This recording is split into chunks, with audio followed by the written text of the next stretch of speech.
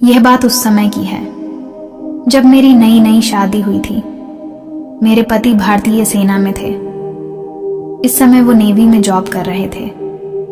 शादी के बाद जब मैं ससुराल गई तो सुहागरात भी नहीं हो पाई थी कि उनके पास कॉल आ गई थी उनके बॉस की। उन्होंने उन्हें फौरन वापस बुलाया भारत के पानी की जहाज़ों पर, और युद्ध के हालत बन गए थे। इसलिए मेरे पति फौरन ही मुझे छोड़कर बॉर्डर पर चले गए।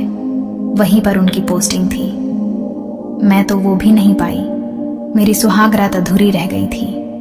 फिर उन्होंने दूसरे दिन कॉल किया कि अब 3 महीने बाद ही आ पाएंगे। ये सुनकर मैं बहुत दुखी हुई थी, जिसके लिए मैं इस घर में आई थी।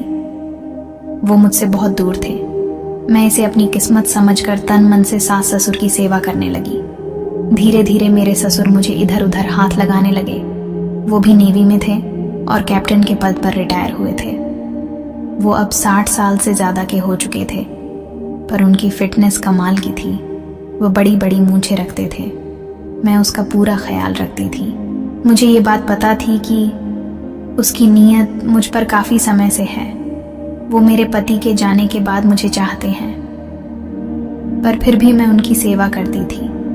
टाइम टाइम से चाय पानी दवाइयाँ खाना देती थी। घर में मैं पूरे ड्रेस वाला कपड़ा पहनती थी। एक दिन उन्होंने मेरा हाथ पकड़ लिया। मैं डर गई और मैं अपने ससुर जी से बहुत नाराज़ हो गई और मैं रोने भी लगी थी। मैंने नाराज़ होकर कहा, आपकी शिकायत मैं पति से करूँगी।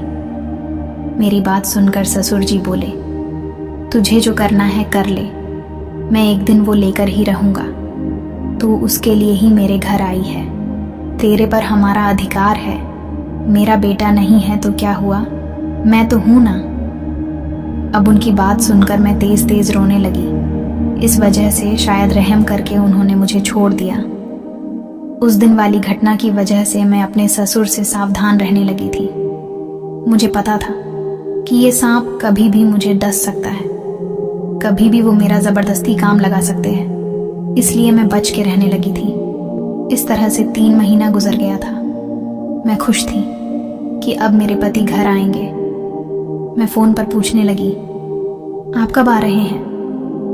तो जयंत ने कहा कि अभी बॉर्डर पर काफ़ी तनाव है, इसलिए किसी भी सिपाही को छुट्टी नहीं मिली है। अभी 2-3 महीने बाद ही आ पाऊंगा। ये सुनकर मैं बहुत दुखी हो गई थी। उधर मेरे ससुर जी बार बार मर रहे थे। एक दिन मेरी सास डॉक्टर के पास दवा लेने गई थी। ससुर जी मुझे अकेला पा लिए और आकर पकड़ लिए। उस समय मैं गैस पर खाना बना रही थी।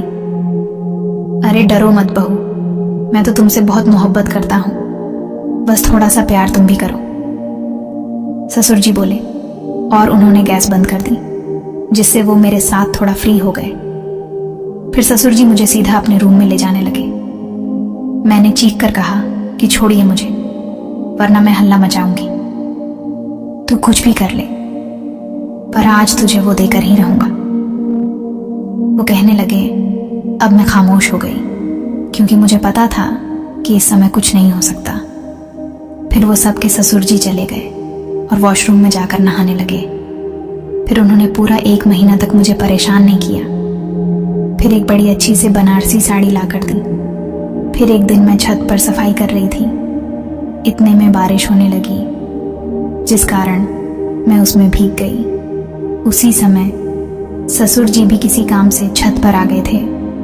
वो भी भीग गए थे। बारिश के कारण हम दोनों फिसल गए और ऊपर रूम में ज़बरदस्त बिजली और कबड्डी का मैच चला। ऐसा मैच मैंने आज तक नहीं खेला था, और आज के मैच के बाद ससुर जी को मैं मान गई कि वह सच में नेवी के कैप्टन थे और इस उम्र में भी इतनी लंबी पारी खेल सकते हैं। लगभग 1 घंटे के बाद हम नीचे आ गए और मैंने बहुत ही अच्छी सी चाय और पकौड़े बना कर दी।